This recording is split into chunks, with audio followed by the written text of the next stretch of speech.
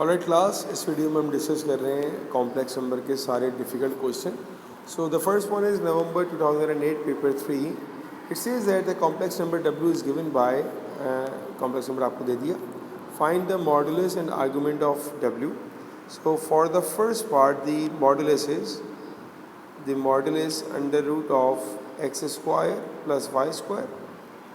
तो आपके पास x की वैल्यू हो जाएगी -1/2 का स्क्वायर, दैट इज़ 1/4. √3/2 का स्क्वायर हो जाएगा 3 divided by 4, so that will B 4/4 1. तो आपका जो मॉडुलस है वो आपका आ जाएगा, ठीक. And then the argument. तो आर्ग्यूमेंट क्या हो जाए, it's tan inverse of b/a. b क्या है, √3 divided by 2 divided by 1/2. Minus का साइन कभी मत लीजिएगा. तो ये आ जाएगा tan inverse of 3 and tan inverse of 3 equals to 60 degree. अब ये कह रहा है आपसे माइनस ना, तो अब माइनस का काम कैसे होगा देखें. अगर हम इसको ड्रॉ करें तो हमारा कॉम्प्लेक्स नंबर कहाँ पर आएगा, x नेगेटिव है और y पॉजिटिव है. सो x नेगेटिव और y पॉजिटिव का मतलब ये हुआ कि हमारा जो एंगल होगा वो ये बन रहा होगा, ठीक है ना. तो हमको मालूम है कि ये हमारे पास थीटा होता है 60 जो हमारे पास आया. तो हमको तो इसका मॉडुलस निकालना है, सॉरी आर्गूमेंट निकालना है. तो ये एंगल क्या आएगा हमारे पास 180 minus 60, that will be 120. So the argument is equals to 120 degree. ये आपका आंसर आ गया. Alright, the first part done. अच्छा, चूँकि आगे काफ़ी ज़्यादा पार्ट्स हैं तो मैं इसको ऐसे कर देता हूँ कि भाई ये हमारा फर्स्ट पार्ट हो गया, ठीक है. Next one, the complex number z has modulus r and argument theta, और आपको रेंज दे दी है -π/3 मतलब -60 से लेके +60. State the modulus and argument of WZ and modulus and argument of Z/W. Alright, तो अब Z जो है उसका आपको मॉडुलस दे दिया है कि उसका मॉडुलस R है और उसका जो आर्गूमेंट है आपके पास that is equals to theta, ठीक है. आपको निकालना है मॉडुलस ऑफ WZ. अब WZ का मतलब क्या होगा, दोनों के मॉडुलस आप मल्टीप्लाई करें. तो modulus of W times modulus of Z. W का मॉडुलस कितना आया था हमारे पास, प्रीवियसली हमने निकाला था 1 था, और मॉडुलस ऑफ Z आपको दिया हुआ है R. So 1 into R that will be equals to R, ठीक है. अब हम आते हैं आर्ग्यूमेंट के ऊपर.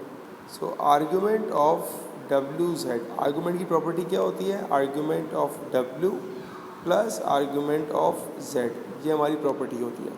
तो W का जो आर्गूमेंट हमने निकाला था वो था हमारे पास 120, और Z का जो आर्गूमेंट आपको दिया हुआ है that is equals to theta. इसको आपने इसी फॉर्म में ला के छोड़ना है और कुछ नहीं करना आपने इसको. ये आपका आंसर है फॉर WZ. इसी तरह हम बात करेंगे अब Z/W की, Z/W. तो जब हम इसकी बात करते हैं मॉडुलस की, तो मॉडुलस क्या हो जाएगा, Z का मॉडुलस क्या है हमारे पास, Z का मॉडुलस है R और W का मॉडुलस है 1, तो ये आएगा हमारे पास सिंपल R. और जब हम बात करेंगे आर्ग्यूमेंट की, तो आर्ग्यूमेंट क्या हो जाएगा हमारे पास, क्योंकि डिवाइड हो रहा है तो हम कहेंगे argument of Z minus argument of W. अब Z का आर्ग्यूमेंट क्या है हमारे पास, Z का आर्ग्यूमेंट हमारे पास है थीटा और W का आर्ग्यूमेंट हमारे पास है 120. तो आर्ग्यूमेंट ऑफ Z/W हमारे पास आ जाएगा थीटा माइनस 120, और ये हमारे पास इसका आंसर आ गया. ये हो गया हमारा सेकंड पार्ट कंप्लीट, ठीक है. अगेन इसको भी हम क्या करेंगे, इस तरह एक बॉक्स में बंद कर देंगे कि आपको कन्फ्यूजन ना हो कि भाई कहाँ है पार्ट 1 कहाँ है पार्ट 2. अब हम आते हैं पार्ट 3 के ऊपर. पार्ट 3 में क्या कह रहा है आपसे, hence explain why in an argon diagram the points representing Z, WZ and Z/W are the vertices of an equilateral triangle. यहाँ पर जो है ना आपको एक्सप्लेन करना है. पहले मैं बताता हूँ उसके हमारे 2 पॉइंट्स क्या होंगे और फिर मैं आपको उसका रीज़न दूंगा, ठीक है ना. पहला पॉइंट आप ये देखो कि हमारे पास जो Z था, Z और Z/W और Z/W, इन सब का हमारे पास मॉडुलस क्या था, Z का मॉडुलस R था, WZ का मॉडुलस हमारे पास R था, और Z/W का मॉडुलस भी हमारे पास R था, जो हम निकाल चुके हैं.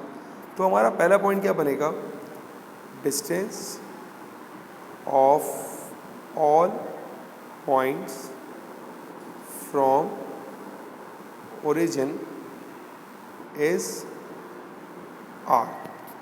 ये पहला पॉइंट आ गया हमारा, सही है ना. 2 पॉइंट लिखने हैं आपको. दूसरा, angles made by lines between vertices and origin are equal, that is 2π/3। अब मैं आपको ये पॉइंट एक्सप्लेन करता हूँ कि ये हम कैसे बता रहे हैं। देखिए पहले मैं ज़रा इसको स्केच करता हूँ रफली। अब ये वर्किंग जो है ना, जो 2 पॉइंट मैंने लिखे हैं ये काफ़ी है। आपको ये वर्किंग जो मैं अब करवा रहा हूँ ये करने की आपको ज़रूरत नहीं, लेकिन मैं आपको समझाने के लिए करवा रहा हूँ। देखिए बेटा आपके पास जो है ना वो 3 एंगल वो थे हमारे पास पॉइंट से। कौन कौन से थे भाई हमारे पास? एक हमारे पास है z, एक है WZ और एक z/W। तीनों का जो मॉडुलस है ना वो हमारे पास r है, तो उसकी लेंथ इक्वल होगी। तो हमारे पास जो z है वो जो कि फर्स्ट क्वाड्रेंट में है, तो हमने कहा भाई ये एक हमारे पास लेंथ है और ये जो लेंथ है ना ये r है, और इसका जो एंगल बन रहा है ना ये हमारे पास थीटा है, जिसको हमने z कहा था। अब इसके साथ एक और हमारा बनेगा, वो बन रहा था सेकंड क्वाड्रेंट में, जिसको हमने कहा था 120 प्लस थीटा। वो जो 120 प्लस थीटा होगा वो यहाँ कहीं जा रहा होगा, ऐसा होगा, और इसका भी जो मॉडुलस होगा ना ये हमारे पास r होगा। अच्छा, अब 120 का मतलब क्या होता है? 120 को अगर हम पाई की फॉर्म में लिखेंगे तो ये हो जाएगा 2π/3, ये हो जाएगा 120। तो आपका ये जो एंगल बनेगा दैट विल बी 2π/3। और जो आपके पास तीसरा एंगल बन रहा था वो कितना था हमारे पास? इस लाइन से कितना था? वो भी थीटा -120, थीटा -120। तो ये वाला जो एंगल बनेगा ना हमारे पास ये भी आएगा 2π/3। अब अगर मैं इनको कनेक्ट करूं तो हमारे पास ये एक ट्रायंगल बन जाएगा। ये आपके पास एक ट्रायंगल ऐसा बन रहा है, ठीक है ना? ये एक ट्रायंगल ऐसा बन रहा है, रफली स्केच किया है मैंने अभी। अच्छा जी, अगर मैं एक ट्रायंगल बनाऊं तो आप एक ट्रायंगल के बारे में क्या कहते हो? आप इन लॉजिक समझिएगा कैसे मैं कहूँगा, मैं बाद में इसको रब कर दूंगा। फिर थोड़ी बड़ी फिगर बनाता हूँ आपको सिर्फ समझाने के लिए, फिर मैं इसको रब कर दूंगा क्योंकि मुझे नेक्स्ट पार्ट के लिए जगह चाहिए होगी। देखिए अब हमने कहा भाई हमारे पास क्योंकि ट्रायंगल इक्विलेटरल है तो ये एंगल होगा 60, ये होगा 60 और ये भी होगा 60, ऐसा ही है ना? अब मैं एक पॉइंट बनाता हूँ सेंटर, ये खाली आपको समझा रहा हूँ कि वर्किंग हो कैसे रहेगी पीछे। अब हमने सेंटर से एक लाइन को ड्रॉ किया, ठीक है। अब सर्कल प्रॉपर्टीज़ की बात मुझे पता है कि अगर ये एंगल 60 होगा तो ये एंगल क्या हो जाएगा? डबल हो जाएगा इसका, तो दैट एंगल विल बी 120, ये भी 120 होगा। इसी तरह यहाँ पर अगर 60 है तो ये वाला 120 हो जाएगा, मैंने कहा ये भी 120 होगा, और लास्ट पार्ट भी मेरे पास 120 ही होगा। अब 120 का मतलब क्या होता है हमारे पास? 120 का मतलब होता है 2π/3। तो मैं भी तो आपसे यही कह रहा था कि हमारे जो एंगल थे वो 2π/3 थे जो हमने निकाले हुए थे। तो ये वो रीज़न है जो मैंने यहाँ लिखा हुआ है कि angle between lines between vertices and origin are all equal, that is 120। तो इक्विलेटरल ट्रायंगल करने के लिए सारी साइड्स हमने प्रूव कर दी। अब अगर हमारे पास ये वाले एंगल नहीं है तो इससे अलावा हम इस अप्रोच से भी कह सकते हैं कि that the triangle is equilateral triangle. तो पेपर में आपको डायग्राम बनाने को बिल्कुल नहीं कहा, उसने कहा भाई एक्सप्लेन कर देंगे क्यों है। तो आपने एक्सप्लेन करने के लिए 2 पॉइंट आप लिख लीजिएगा तो आपको फुल मार्क्स इसके मिल जाएंगे, और बाकी जो वर्किंग है ना ये खाली मैंने आपको समझाने के लिए की है, ठीक है। ये इसका रीज़न है, 2 मार्क का सवाल है, 2 रीज़न हुआ है। Next one part 4। Before that मैं इसको यहाँ पर कनेक्ट कर दूँ, ठीक है जी। अब आते हैं पार्ट 4 के ऊपर। Now in part 4 it says that in an arcane diagram, the vertices of an equilateral triangle lie on a circle with center at the origin. One of the vertices represents the complex number 4 plus 2i.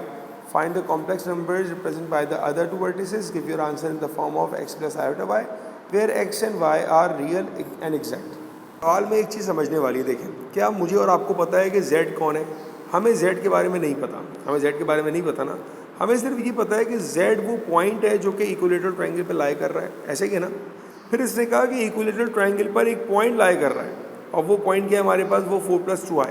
तो क्या ये point z नहीं हो सकता? बिल्कुल हो सकता है भाई, क्योंकि ये तो पॉइंट ट्रायंगल पे लाई कर रहा है और z भी ट्रायंगल पे लाई कर रहा है। कौन कहाँ लाई कर रहा है हमें नहीं पता, तो हम ये कहते हैं कि यार z हमारे पास बराबर है 4 plus 2i के। ये हमारे पास आ गया z, ठीक है।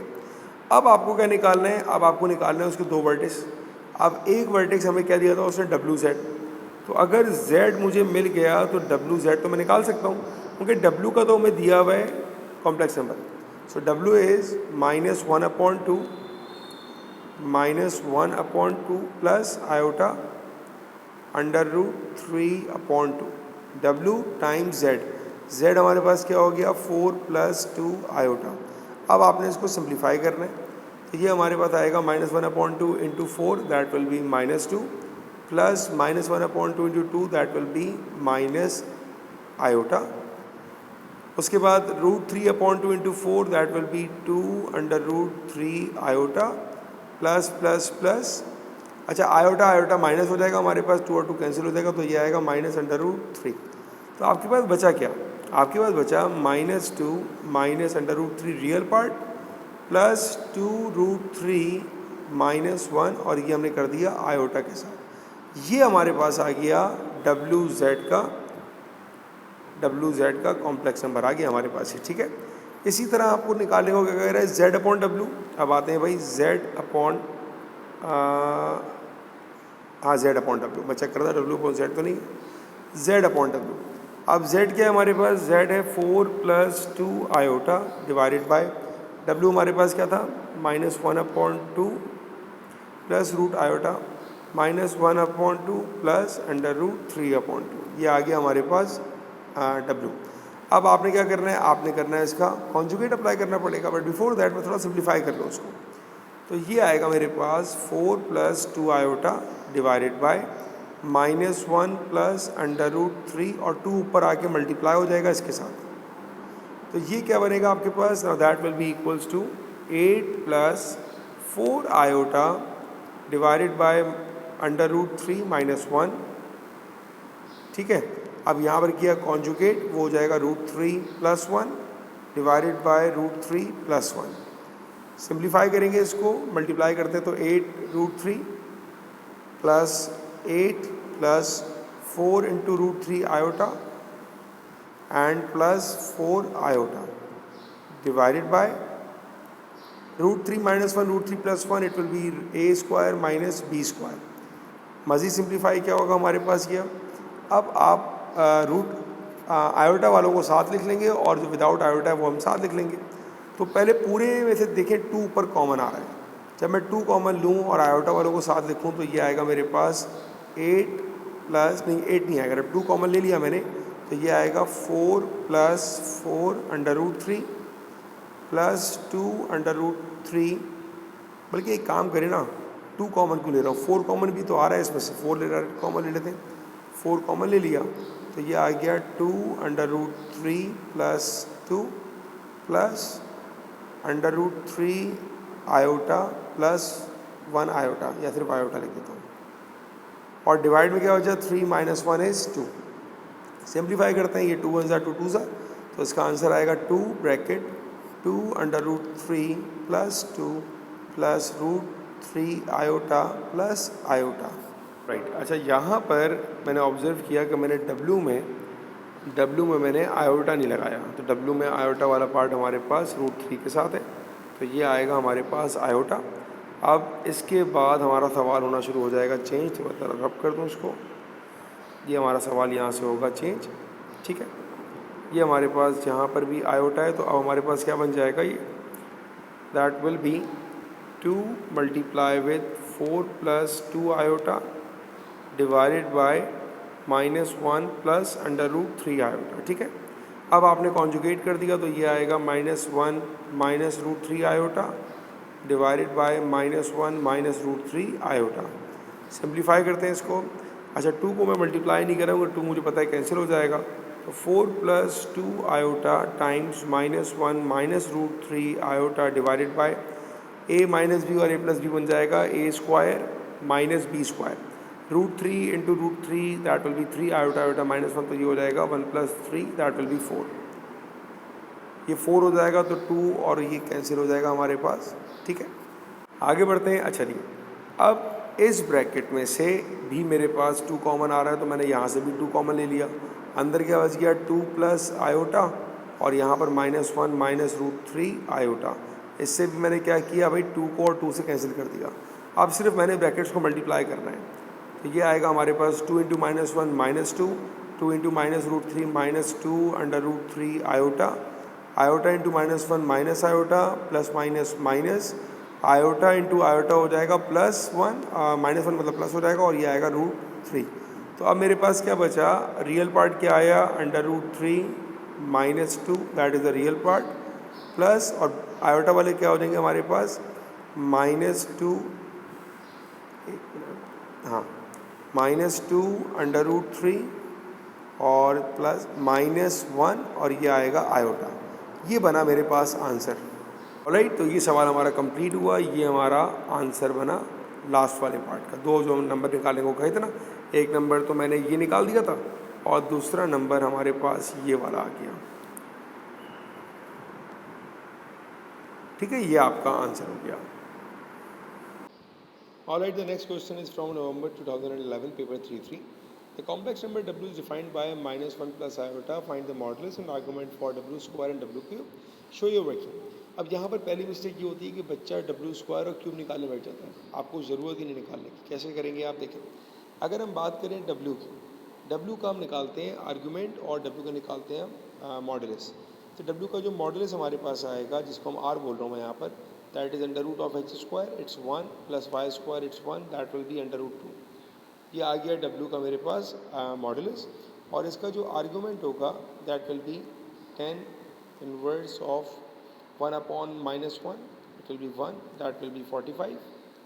ठीक है, अब 45 डिग्री का मतलब अगर हम यहाँ पर बनाएं तो हमारे पास x कहाँ पर है, नेगेटिव में, तो x यहाँ पर होगा और y पॉजिटिव है। तो जो मेरा यहाँ पर एंगल बन रहा होगा वो ऐसा होगा। ये मेरा आ गया 45। तो ये जो एंगल मेरे पास आएगा दैट विल बी 135, राइट। तो मेरे जो आर्गूमेंट आएगा, आर्गूमेंट इज इक्वल्स टू 135, जो कि बराबर होता है हमारे पास 3 पाई ओवर 4। ये आ गया मेरे पास w का आंसर, अपना मॉडुलस का और आर्गूमेंट का। अब हम आते हैं स्क्वायरिंग के ऊपर। लेकिन जब आप w स्क्वायर करें ना, तो उसका जो मॉडुलस होगा वो आ जाएगा w का स्क्वायर, इसका था हमारे पास √2, तो ये आ गया हमारे पास 2।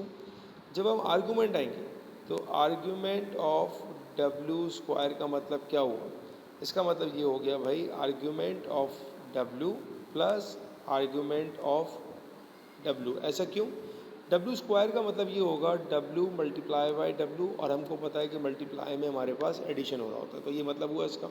आर्गूमेंट ऑफ w हमारे पास कितना आया था, 3 pi over 4 plus 3 pi over 4, that is equals to 6 pi over 4, which is 3 time 6 pi, हाँ, over 4, that will be 2 pi, 6 pi over 4, सही है, that will be 2 pi over 3। ये हमारे पास आ गया आर्गूमेंट फॉर w स्क्वायर। अब अगर हम 2 3s are 6, 2 3s are 6 and 2 2s are 4, पता नहीं क्या हो गया, 2 3s are 6 and 2। अब अगर हम इसको प्लॉट करें, तो 3 पाई ओवर 2 हमारे पास कहाँ पर आएगा। 3 पाई ओवर 2 का मतलब क्या होता है, पाई ओवर 2 90 होता है, 3 से मल्टीप्लाई किया 270। तो हमारा जो आर्गूमेंट है वो बेसिकली यहाँ पर आ रहा है, दैट इज़ 3 पाई ओवर 2 270। ठीक है, अब ये जो है हमारे पास जो आर्गूमेंट की कंडीशन होती है, keep in mind, by default जो कंडीशन होती है वो होता है -पाई से लेके +पाई। लेकिन आपका जो आंसर आ रहा है ये है 3 पाई ओवर 2, ऑल्दो कि ये भी एक्सेप्ट हो जाएगा इस केस में, आपको ऐसा आइडेंटिफाई नहीं किया, बट बेहतर ये कि आप -पाई से +पाई की रेंज में देकर आएँ। तो हमारे पास ये जो एंगल आएगा that will B -pi over 2। तो मेरे पास जो आर्गूमेंट आएगा ना w स्क्वायर का, उसके दो पॉसिबल आंसर्स हैं, दोनों में से कोई भी लिख दें आप।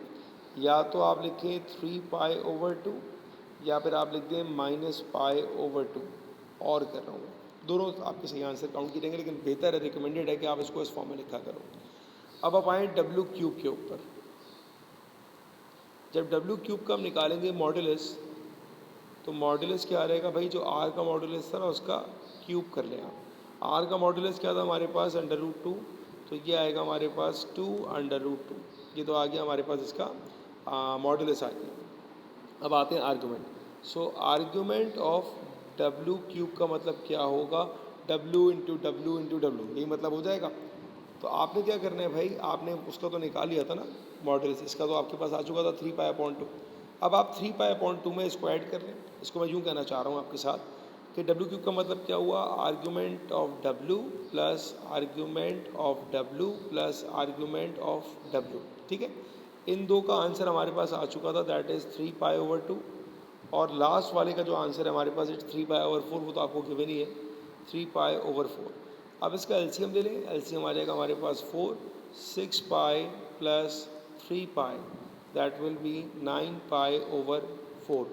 अब 9 पाई ओवर 4 का मतलब क्या है, पाई अपॉन 4 होता है 135। 135 को हमने 9 से मल्टीप्लाई किया बेटा, तो ये तो पूरा एक चक्कर कट जाएगा। मतलब अगर मैं इसको ड्रॉ करूँ तो ये 9 पाई अपॉन 4 मेरे पास जो बनकर आएगा वो यहाँ से जाके पूरा अब इस क्वाड्रेंट में आ जाएगा। ये हुआ 9 पाई अपॉन 4।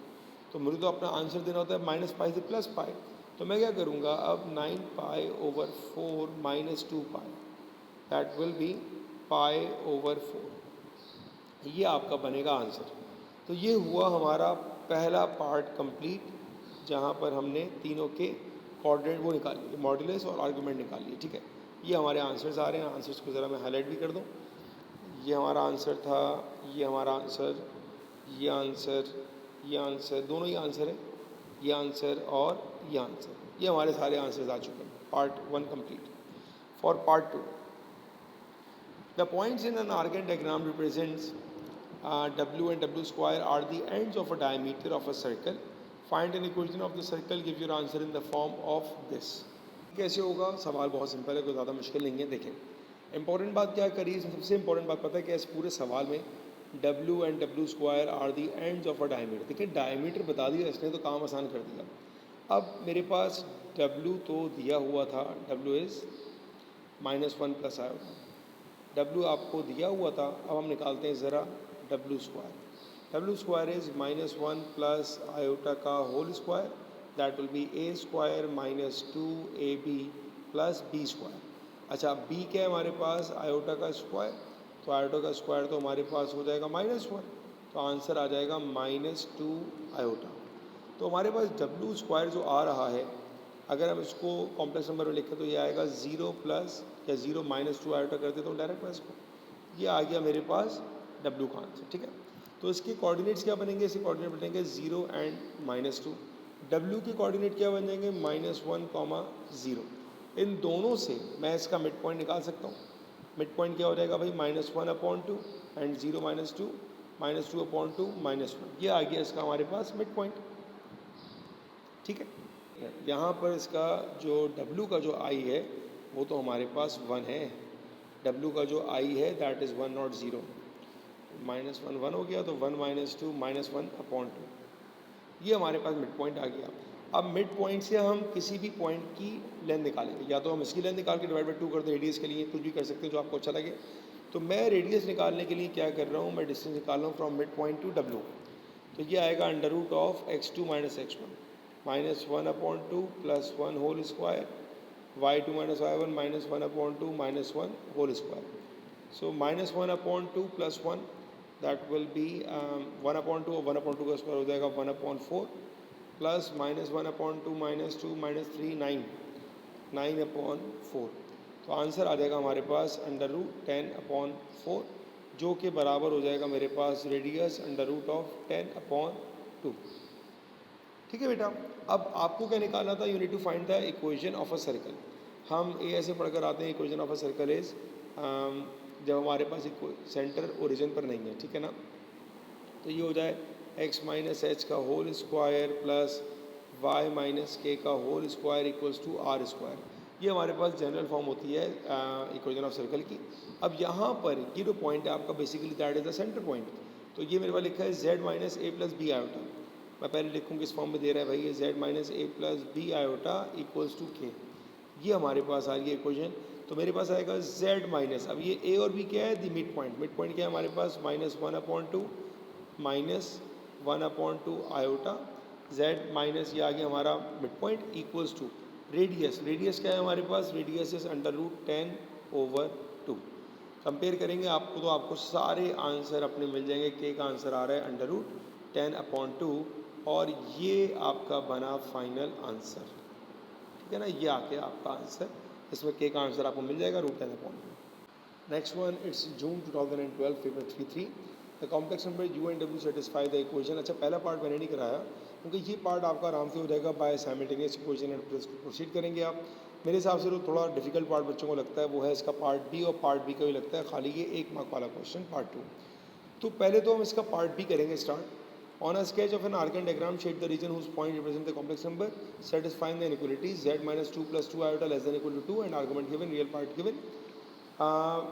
आपने इसकी करनी है आर्कन डायग्राम बनानी। ठीक है बेटा, पहले कंडीशन को देखते हैं। z - 2 + 2 iota less then 2। ये कंडीशन हमारी बन रही है सर्कल वाली। लिखने का तरीका क्या होता है, बाहर हमेशा होगा माइनस साइन, अंदर से माइनस को चेंज किया आपने तो ये आ गया 2 - 2 iota less than equal to 2। ये बता रहा है आपका सेंटर पॉइंट और ये आपको बता रहा है आपका रेडियस। तो मैंने इसको ऐसे करके यहाँ लिख दिया, radius and centre point. Argument of z less than equal to -1/4 तो इसको भी इस फॉर्म में लिखा मैंने, जो करेक्ट फॉर्म होती है, ठीक है।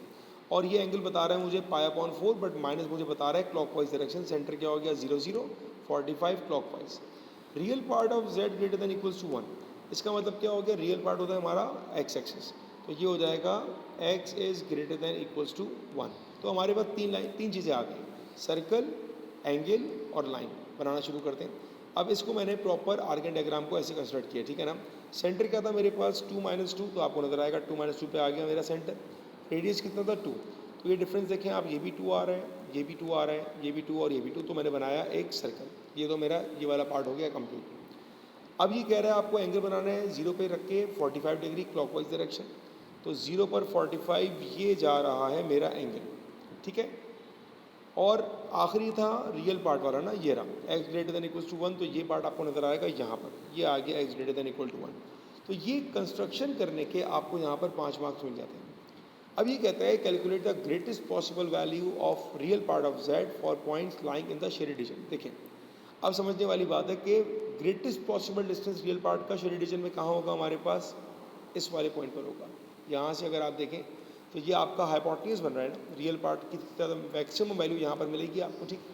अब आपको निकालना है ये डिस्टेंस आपको निकालना है। कैसे निकालेंगे आप ज़रा देखना शुरू करिएगा गौर से, मैं एक्सप्लेन करता रहूँगा। अगर मैं एक ट्रायंगल बनाऊँ ये वाला जिसको मैंने हाईलाइट किया है ओ बी एंड सी, ये ट्रायंगल नज़र आ रहा है आपको। यहाँ पर आपके पास कौन कौन सी साइड्स मालूम है, देखें ये आपको नज़र आ रहा है 2 और ये होगा 2। ये 2 क्यों होगा, रेडियस की वजह से, रेडियस है। ये 2 और ये 2 से मैं पाइथागोरस लगा के ये निकाल सकता हूँ। तो ये वर्किंग मैंने करी है, यहाँ पर नज़र आ रहा होगा आपको, ठीक है।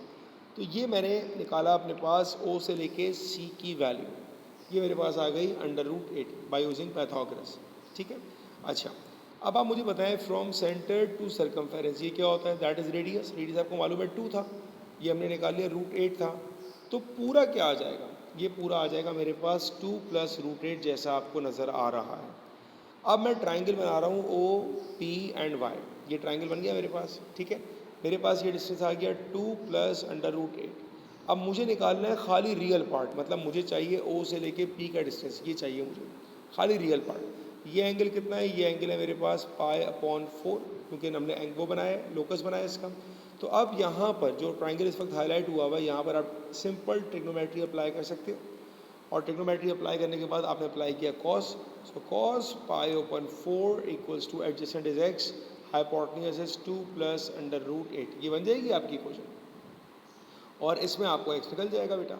तो ये वर्किंग आप देखें मैंने यहाँ पर की हुई है। तो OP का आंसर आ जाएगा हमारे पास 3.41, जो कि हमें नज़र भी आ रहा है 3 और 4 के बीच में आएगा, बट हमें एग्जैक्ट नहीं पता था।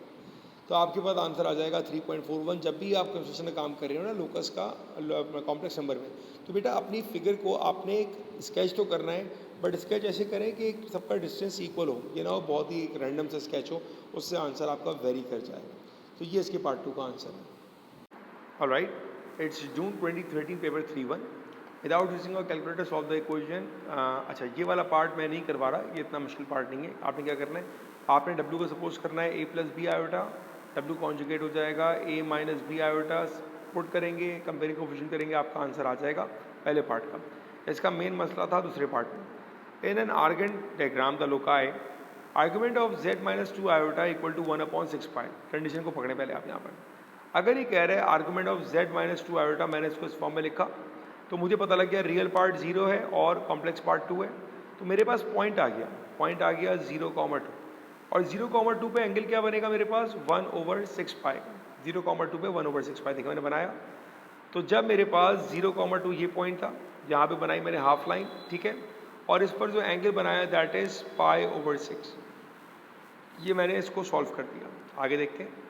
And Z - 3 is equals to Z - 3 iota.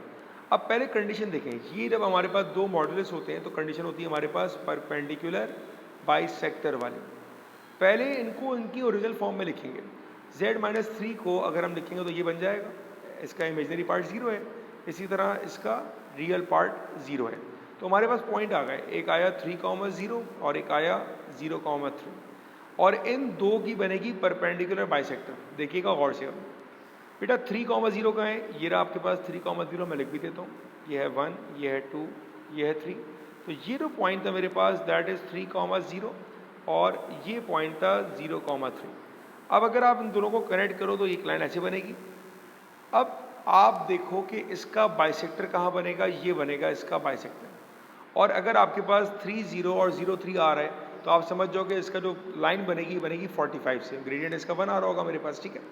तो ये लाइन बनेगी मेरे पास इस तरह, इंक्लाइन बनेगी, बिल्कुल 45 पर बनेगी, सही है। ये लाइन बना ली आपने, ये काम हो गया मेरे पास इस वाले पार्ट का। दोनों के लोकस मैंने बना दिया। अब क्या कह रहे हैं, intersect at the point P, जहां दोनों लोकस मीट कर रहे हैं उसको कह दिया point P. Express the complex number by P in the form of R E I theta, giving the exact value of theta and the value of R correct to 3 significant figures. ठीक है बेटा, आपको इसका coordinate चाहिए। अब आप जरा देखें, आपको अभी तक पता क्या क्या है। इस पूरी डायग्राम में मुझे मालूम है कि ये 2 यूनिट है, ठीक है। मुझे ये मालूम है कि ये एंगल π/6 था, it's given in the question. हमने ये आइडेंटिफाई किया था कि ये π/4 होगा, ये पूरा 90 है। अगर ये π/4 हुआ तो भाई ये भी π/4 हुआ। ये एंगल 90 बनेगा यहाँ पर, ये एंगल π/6 था, तो ये पूरा एंगल मैंने निकाल लिया by adding π/6 plus 2π/3 that is equals to, sorry not π/6 plus π/2 that is 2π/3। आपने इस एंगल में 90 ऐड कर दिया। 90 का बन रहा है भाई, 90 ये बन रहा होगा, तो आपके पास ये पूरा एंगल आ गया। अब आपके पास ये बन रहा है एक ट्राइंगल, बन गया ट्राइंगल। उस ट्राइंगल में π/4 भी पता है, 2π/3 भी पता है, इन दोनों को ऐड किया, पाई में से माइनस किया, तो आपके पास आ गया π/12। आपको इस ट्राइंगल के तीनों एंगल्स मिल चुके हैं, आपको ये साइड मिल चुकी है। तो अब हम अप्लाई करेंगे लॉ ऑफ साइन, जो हम ओ लेवल मैथ्स में पढ़ते हैं। ये आ गया हमारा लॉ ऑफ साइन, और इससे हमने निकाल लिया ओपी का आंसर दैट इज 6.69। उसने कहा था ना 3 सिग्निफिकेंट फिगर, ये आ गया 6.69। अब आए इसके आर्गूमेंट के ऊपर। देखें, अगर ये दो लाइंस हैं तो बेटा लाइन से पैरेलल होंगी, जो एंगल यहाँ पर होगा वही एंगल यहाँ पर होगा, तो एंगल आ जाएगा सिंपल π/4। ये इसका आंसर है। ऑलराइट, अगर मुझे कहता कि कार्टेशियन फॉर्म में दो तो मैं इसको इस फॉर्म में कन्वर्ट कर देता, कोई मसला ही नहीं होता। तो अभी मेरा आंसर ये आएगा 6.69 IE⁴ π/4। It's November 2013, paper 3-1. Very good question of complex number, has a very good weightage of 10 marks. तो देखते हैं भाई क्वेश्चन में क्या है। The complex number u and v satisfies the equation. दो इक्वेशन हमारे पास आ गई। Solve the equation for u and v given both answer in the form of x plus iota y. अच्छा बेटा, आपने देखें जब दो हमारे पास इक्वेशंस हैं और दो अननोन हैं, तो हम ऐसे पढ़ते हैं कि भाई हम कर रहे हैं साइमल्टेनियस इक्वेशन, तो हम इसको साइमल्टेनियस सॉल्व करना स्टार्ट करते हैं। u + 2v = 2 iota आ गई मेरे पास। मैंने क्या किया, मैंने इसको मल्टीप्लाई कर दिया 2 के साथ, ये पूरी मल्टीप्लाई कर दी 2 के साथ, ताकि मेरे पास 2v हो जाए। सिंप्लीफाई किया, 2v और 2v कैंसिल हो गया, ये बन गया u - 2 iota u = 2 iota - 6। ठीक है, सिंप्लीफाई करने के लिए कॉमन ले लिया मैंने u को, यहाँ पर जाके डिवाइड किया, ये बन गया मेरे पास रेशनलाइजेशन का सवाल। डिनोमिनेटर का साइन चेंज किया, मल्टीप्लाई किया, 2i × i 2i, 2 2s are 4 iota square, -6 + 1 -6, minus plus minus 6 2s are 12। Simplify किया, 2 iota -12 iota -10 iota, 4 iota square it self -4, ठीक है ना, आयोटा स्क्वायर -1 होता है। सो -4 और -6 मैं लिख भी दूँ भाई, ये वाला -4 हो जाएगा, ठीक है। -4 - 6 it is -10 divided by 1 + 4। Simplify किया आपने इसको, ऊपर से 10 कॉमन ले लिया, iota +1 5 1s are and 5 2s are, तो ये मेरे पास आ जाएगा 2 iota -2 iota -2। ये आ गया आपके पास u। जब u आ गया तो v निकालना कोई मसला ही नहीं है। आपने कोई भी इक्वेशन लेने, मैंने इस वाली इक्वेशन को लिया, यहाँ पर u की जगह मैंने उसका जो कॉम्प्लेक्स नंबर आया पुट किया और सिंप्लीफाई कर दिया।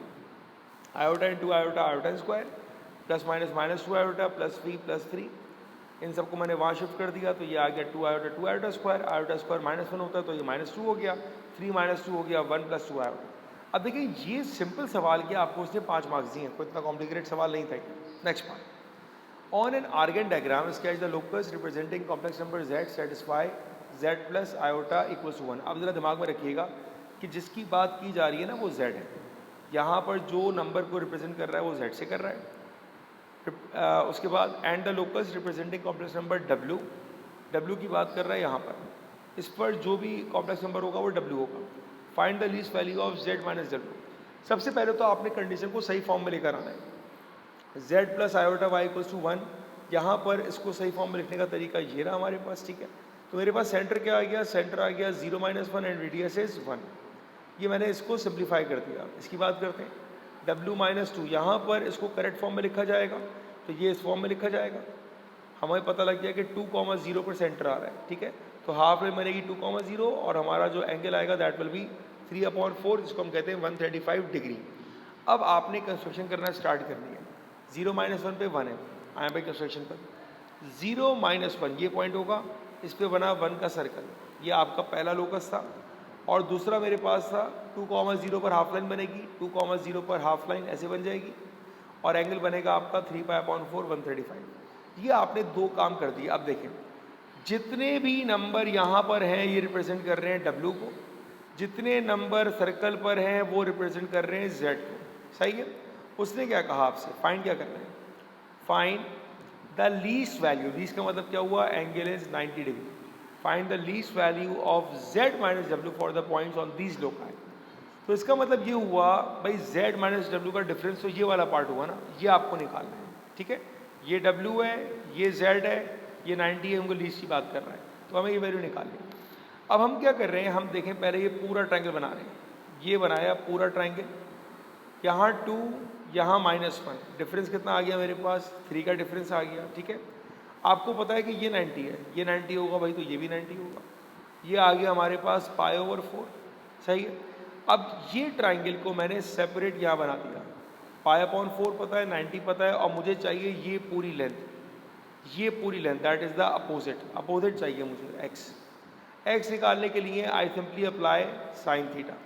तो साइन अपोजिट ओवर हाइपोटेन्यूज, ये आ गया working formula, sine π/4 equals to opposite upon hypotenuse. हमें चाहिए x का आंसर। साइन π/4 क्या होता है भाई, 3√3/2, ये आ रहा है 3√3/2, सॉरी मैं इसकी एक वर्किंग करके दिखाऊं यहाँ पर आपको, थोड़ा डायरेक्ट कर दिया मैंने इसको, थोड़ा नीचे जाते हैं। तो ये आ जाएगा मेरे पास साइन π/4 क्या हो जाएगा, √3 divided by 2 equals to x/3। ये वाला 3 यहाँ पे डिवाइड हमारा कि मल्टीप्लाई हो जाएगा, सो दैट गिव्स यू 3√3/2। अच्छा, ये जो आपका आंसर आ रहा है ना बेटा, ये तो आंसर इस पूरे का आ रहा है, हमें तो चाहिए खाली ये वाले पार्ट का। तो सेंटर से लेके जहाँ तक बनता है रेडियस, रेडियस क्या था हमारे पास इसका 1, मैंने 1 को माइनस कर दिया।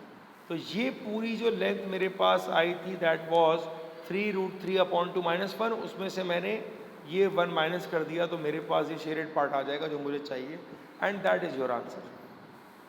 Alright, it's June 2014, paper 3.3. The first part is very simple. The complex number 3 minus 5 iota divided by 1 plus 4 iota is denoted by u. Show your working, express u in the form of x plus iota y. तो आपने simple rationalise किया इसको, and you have the working here, तो आप इसको देख लीजिएगा, it's very simple. तो मैं इसके पार्ट बी में ज़्यादा इंटरेस्टेड हूँ, जो कि है total weightage of 6 marks. On a sketch of an arc diagram, shade the region inside the points represent complex number, satisfying the inequality. पहले तो कंडीशन को देखते हैं हम लोग। Z minus a point and our distance, that means you need to construct a circle here. Z minus a point, 2 points, that means we need to construct the bisector, perpendicular bisector. तो आप पहले जब इस condition को मैं solve करूंगा तो मुझे समझ में आ जाएगा, फॉर्म में लिखा करेक्ट, ठीक है। सेंटर होगा 2, 1 एंड रेडियस इज 1, ये मेरे ये कंडीशन हो गई फुलफिल। ये ज़रूर किया करें पेपर में, इसके मार्क्स होते हैं। इस पर आते हैं हम लोग, करेक्ट फॉर्म में लेकर आए पहले इसको, पॉइंट आ गया 0, 1, पॉइंट आ गया 2, 0, और इस पर बनेगा लाइन बाइसेक्टर। अब हमने 3 चीज़ें को पिक कर लिया। पहले हमने बनाना है सेंटर, 2, 1 पे रेडियस 1, देखते हैं भाई 2, 1 ये रहा पॉइंट, इस पर बनाया रेडियस हमने 1 का, ये हमारी पहली कंडीशन हो गई बेटा। दूसरी कंडीशन क्या थी हमारे पास, 0, 1 और 2 पे बनेगा लाइन बाइसेक्टर। 0, 1 का है, ये आ गया 0, 1, 2, 0 का है, ये आ गया 2, 0, ये आ गई लाइन। इसका बाइसेक्टर ये बना हुआ है, इसका बाइसेक्टर ये बना हुआ है। अब आते हैं शेडिंग के ऊपर। उसने क्या कहा आपसे कि शेड कहाँ करना है भाई आपने, लेसर देन 1 हो, सर्कल के अंदर हो। तो देखें रीजन ऑफ शेड नज़र आ रहा है, सर्कल के अंदर नज़र आ रहा है आपको, और Z-2 वाली लाइन जो है ना वो आ रही है आपकी ग्रेटर साइड पर, Z-1 आ रही है हमारे पास लेसर साइड पर। तो आपके पास ग्रेटर साइड कहाँ जाएगी भाई इसकी? कोई पॉइंट हमारे पास यहाँ पर होगा तो वो दोनों से इक्वल डिस्टेंस पर होगा। वो कह रहा है कि पॉइंट को इसके करीब होना चाहिए, यहाँ लेसर है ना, तो पॉइंट को इसके करीब होना चाहिए, तो इसलिए यहाँ मूव कर गया, ठीक है ना, 1 की तरफ मूव कर गया, 1 की तरफ, और 2 से देखें ज़्यादा है तो 2 से ज़्यादा दूर हो गया। तो हमारा जो शेड रीजन हुआ वो ये वाला पार्ट हुआ, ये आपने शेड कर दिया, कंस्ट्रक्शन कर दी, ये आपको मिल जाते हैं इसके 4 मार्क्स। अब calculate the maximum value of argument of Z lying in the shade region. Maximum का मतलब क्या वो आर्गूमेंट, देखिए आर्गूमेंट ऑफ जेड बोला है, कोई पॉइंट तो हमें दिया नहीं है, जब कोई पॉइंट नहीं दिया हुआ यहाँ पर that means it talks about origin 0,0। तो मैंने 0,0 से एक लाइन को ड्रॉ किया जो कि इस पर टच कर रहा है मैक्सिमम, जो मेरा शेड रीजन है उसकी मैक्सिमम वैल्यू आर्गूमेंट यही हो सकती है ना। शेड रीजन के आर्गूमेंट्स कितने भाई, या तो ऐसे होगा, ये है, लेकिन ये मिनिमम है, यहाँ से शेड रीजन स्टार्ट हो रहा है, शेड रीजन मैक्सिमम यहाँ तक जा रहा है, ऑल्दो यहाँ तक जा रहा है, लेकिन अगर आप लाइन ड्रॉ करोगे तो इसका एंगल जो है वो तो कम हो जाएगा। तो हमारे पास जो मैक्सिमम एंगल होगा शेड रीजन का वो यहाँ लाई कर रहा होगा, that means we need to looking for X here. ठीक है बेटा, अब वर्किंग क्या होगी, हमारे पास ये ट्रायंगल बन रहा है, सिंपली नज़र आ रहा है आपको, हम ये एंगल निकालते हैं, ये एंगल क्या आएगा, अपोजिट ओवर एडजेसेंट, इससे ये एंगल आ जाएगा, जो एंगल आएगा उसको हम 2 से मल्टीप्लाई कर देंगे, क्योंकि ये दोनों एंगल हमारे पास सेम होंगे। ठीक है, तो हमने यही काम किया, tan इनवर्स ऑफ 1/2, जो आंसर आएगा 2 से मल्टीप्लाई कर दिया, एक्स इज 0.927 रेडियन, ये आपका आंसर है।